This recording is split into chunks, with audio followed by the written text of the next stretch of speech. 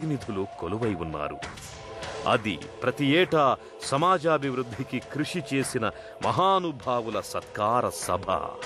వేదికపై ద్రవిడ సంప్రదాయ రీతిలో శ్వేతవర్ణ వస్త్రాల ఆహార్యంలో నిలుచున్న ఓ వ్యక్తి విశిష్ట సేవలను కొనియాడుతున్నారు.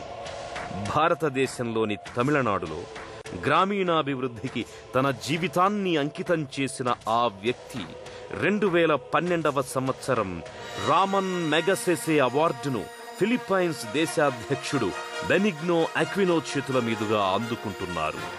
35 ఏళ్లుగా ఎన్ని అవాంతరాలెదురైనా ఆత్మవిశ్వాసంతో తాను స్థాపించిన సంస్థ ద్వారా గ్రామీణాభివృద్ధి చేస్తోన్న మహా మనిషి, పేదల పెన్నిధి, అభివృద్ధి చిరునామా, ఐవిడిపి సృష్టికర్త ఆయనే కులందై ఫ్రాన్సిస్.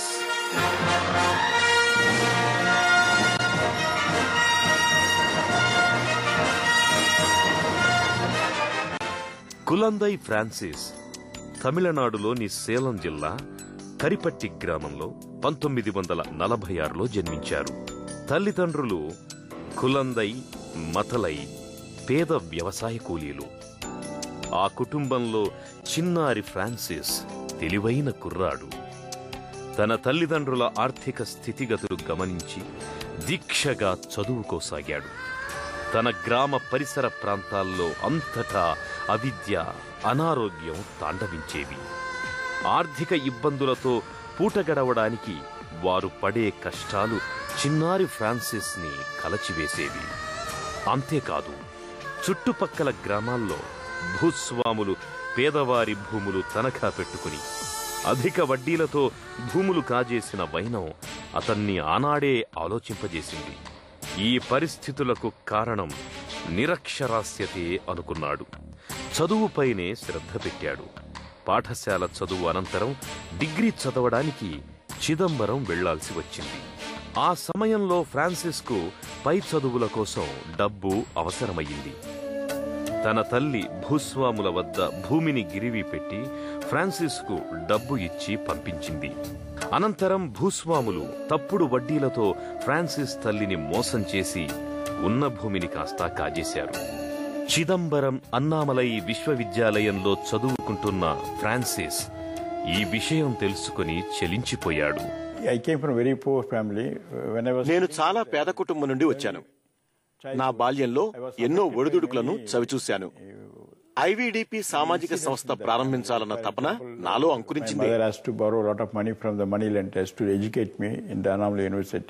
మా అమ్మ భూస్వాముల వద్ద మాకున్న పొలాన్ని తాకట్టు పెట్టి నన్ను చదివించింది. ఆ విధంగా మాకున్న కొద్దిపాటి భూమిని కోల్పోయాం. ఆ సంఘటనలు నన్ను ఆలోచింపచేశాయి.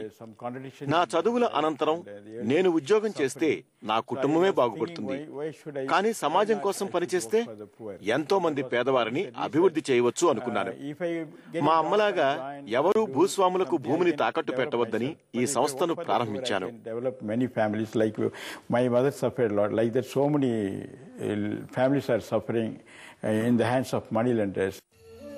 1970వ సంవత్సరం బీకామ్ డిగ్రీ పూర్తయింది.